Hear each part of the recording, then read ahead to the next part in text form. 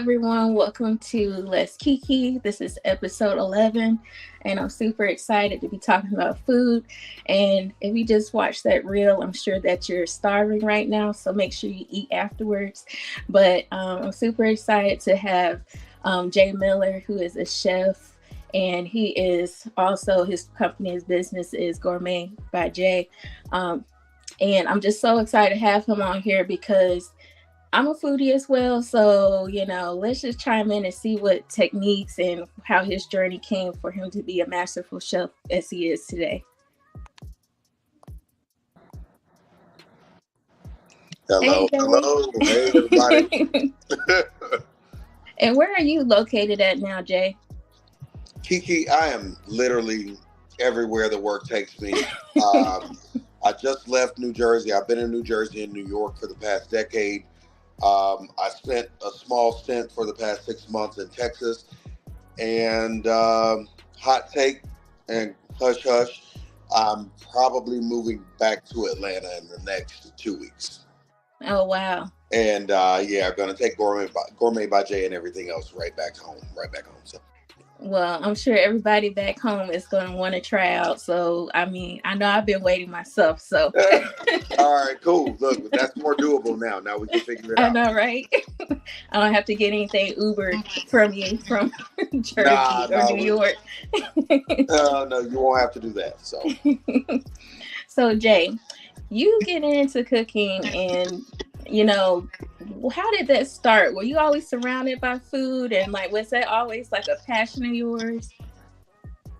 For me, a lot of people didn't realize, but I was a part of the family and direct bloodline of Mo Ribs Barbecue in Canton, Georgia. Maybe not a lot of people on the podcast know about it, but it was a barbecue restaurant. It was out of this world, and it sat right there in Canton, Georgia, which is where both my parents and my family is from. Okay. I grew up in Woodstock with my kids. But my parents grew up in Canton, and they went to Cherokee High School. But my aunt and my uncle opened that restaurant, put a smoker built into their house, and I watched that business built from the ground up. And wow. I didn't say much of it while we were in high school in the hallways because we always did. But yeah, I was heir to the throne of Mo Ribs Barbecue. And so with that being said, I kind of started to get a feel for smoked meats and barbecuing for food. I didn't discover it until I got into college. But that's where I've been doing the rest of the time. So. Wow. So you was undercover, just knowing how to cook, could throw down. We didn't even know. Nope. And you also was in the service, is that correct? That's correct. United States Army, 6 years. I appreciate your service. And that experience, how did that shape you as far as leadership already? You always had a leadership mentality. I want to say just knowing you always was talking to people, making sure everybody was good, compassionate about people. Did that also help you shape you as far as more leadership? Absolutely. Mind you, I went after I graduated college. So I had 2 college degrees the day that I signed up for Uncle Sam. I was put in various leadership positions while I was in the Army and had a lot of opportunities while I was in the Army to lead. As a matter of fact, if y'all don't remember, I actually came back from college and coached at Sprayberry for a year. I was coaching their varsity team for 1 year. I was one of their assistant coaches. And I took off on deployment, and I never did coach again from there with the Yellow Jackets. However, I learned a lot of things in the Army, and the soldiers that I served with would call me Coach. That was my nickname while I was there. I was Coach J, so it is what it is. However, in the Army, I did discover more of my passion and realized to a certain extent that there were a couple of things in this world that I really, really, really missed while I couldn't do them while I was in uniform, wherever I was in the world. And one of those things was fishing. And the other thing was cooking, girl. Let me tell you, I wanted to cook nonstop. by the time they let me out of there, that was all I wanted to do. So I took Wow. I saved up my money. I started an LLC and I started cooking for people. Wow. So it's kind of like, even though you went that path, your passion, your purpose was still calling you to come back to. Yeah, it's some things you can't undo, you know. And for someone that's not used to fishing, as myself, what would you say like the best time to fish is, or like what are some of your favorite places to fish? I am a hard person to ask because I'll fish any time of day, any weather outside. Outside of a hurricane, you pretty much stuck with me if there's a body of water and a fish in it. You know, there's not as much as we want to believe. You know, there's a best time of day. I do prefer dusk and dawn, Hmm. but it could be any time of day that you really get lucky. I'll tell you what, they call it fishing for a reason. They don't call it catching.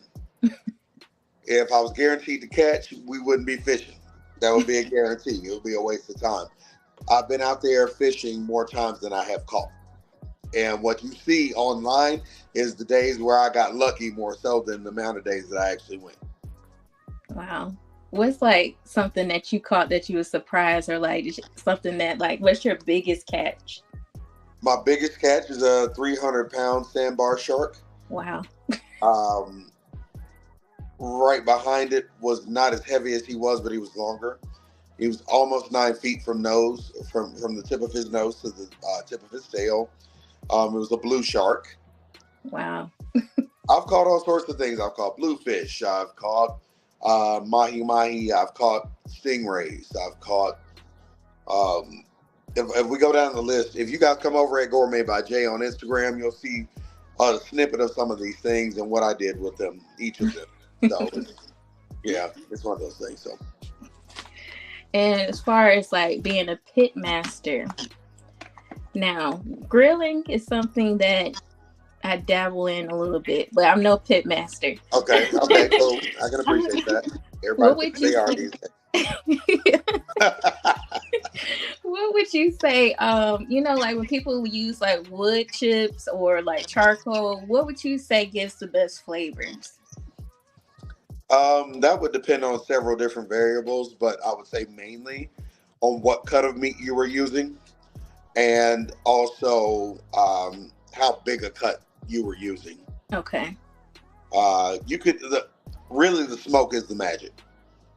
Okay. The difference in between grilling and smoking is cooking with the smoke instead of the direct heat. Mm. So if you can create heat on one side and separate it and cook purely with the smoke, it's going to take a lot longer, but it's going to be worth it. I personally prefer a mixture of applewood and oak, Okay.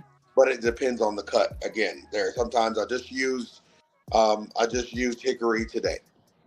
I have a local beef distributor out here in Texas who wants to potentially do business together, and gave me an 8-pound beef shank for like $32. Wow. And so I've been barbecuing it all day. It's still going now. But, you know, I mean, it's a matter of preference when it comes to a lot of that stuff. You know, I don't tell anybody how to do it because for me, culinary arts is just that. It's art. And if you're copying what somebody else is doing, or if you're not creating it yourself, to me, it's not the same. Mm. You're right, because that's still, I agree. We call it culinary arts for a reason, because it's skill, it's like creativity that goes into it. Um, and like my grandma could throw down, like she'll take a steak out the freezer in Uh, 5 minutes, it'll be cooked. I'm like, and it's like juicy and everything. yes, I'm ma'am. like, what?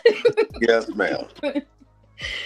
So, did you have any mentors that have helped you along your way with becoming a chef? Certainly.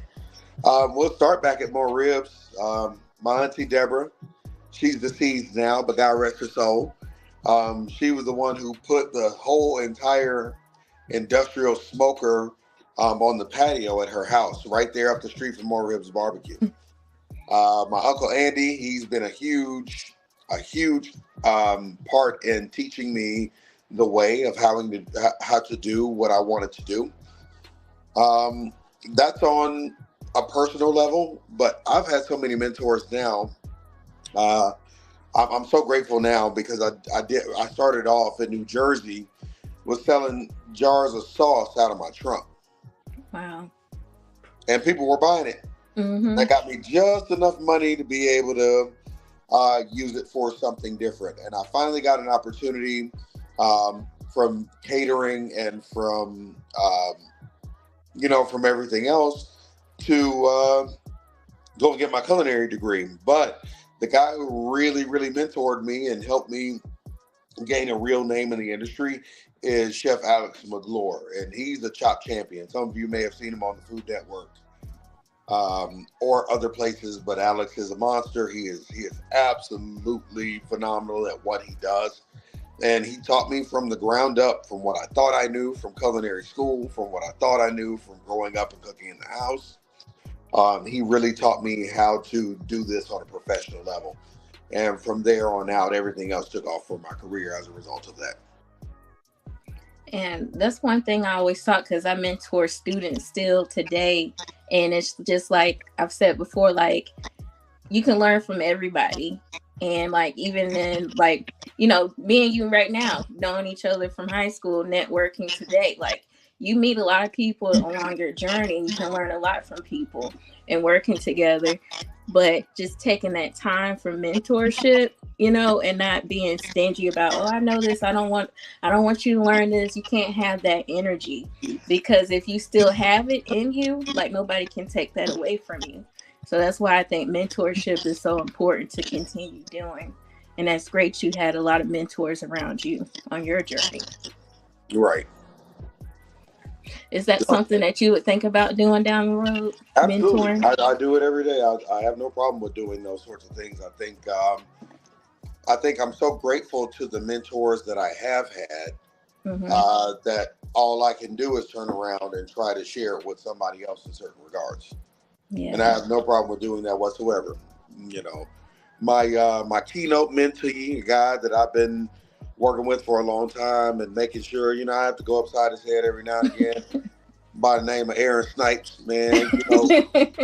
Hey, man, that guy's come a long way, and I took him from being an old knucklehead. Now he's a lawyer, That's awesome. And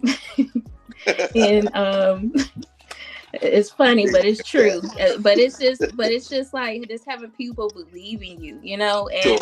and I know along the journey, like even me starting this podcast, it's like, I delayed it so many times. I'm like, why? Why? And and I'm sure you've had people that doubted you on your journey, Sure. but you have to believe in yourself at the end of the day.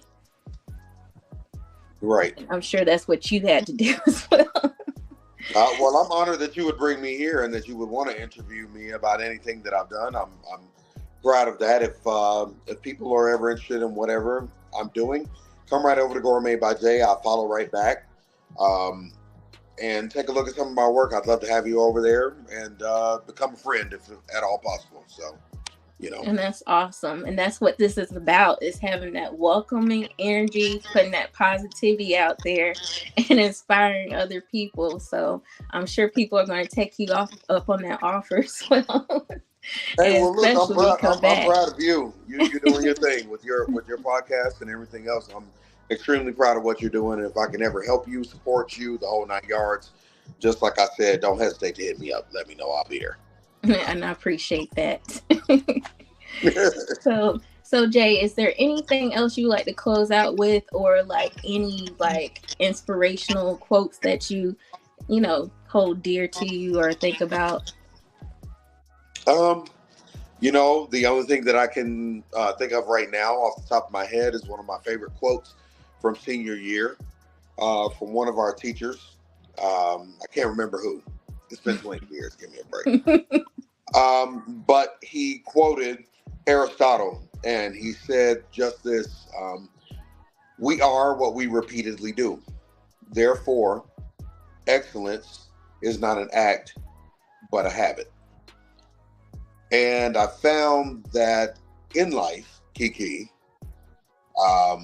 the difference in between what you want to be and who you currently are is the amount of discipline that you're willing to obtain and exercise against it, or what the opposition. And I find those who grind and go against what they want, and they don't care what other people have to say about your podcast, about my little culinary business, or it used to be my tiny little business. It was a joke, right? I was just posting stuff on Facebook until I wasn't. Until people were looking up and saying, "Hey, is that Jay on the Today Show? Is that Jay working for the NFL? Is that Jay?" Yeah, that didn't come easy. So keep doing what you're doing. The people. I'm going to tell you something else too. So if we're going to go into quotes and inspiration, you, winners are not afraid of other winners. Winners want to help other winners win. I'm excited for you that you're doing this. I'm excited for you that you're moving forward with it. If nobody else in this world supports you, know that you got me. I'm with you 100%. It's losers who are threatened by winners. And if you're not a loser, all you can turn around is applaud somebody else's efforts to make their lives better. And that's what I'm doing for you right now. So hats off to you. Thank you. Appreciate it. Yep. Anytime. Well, let's definitely stay in touch and see what you're doing in the future. And especially when you come back to the A, I'm sure you'll be doing great things here as well. Sounds good. Hey, tag me at Gourmet by Jay and make sure people know how to reach me. Sometimes people can't spell. It's GOURMETBYJAY.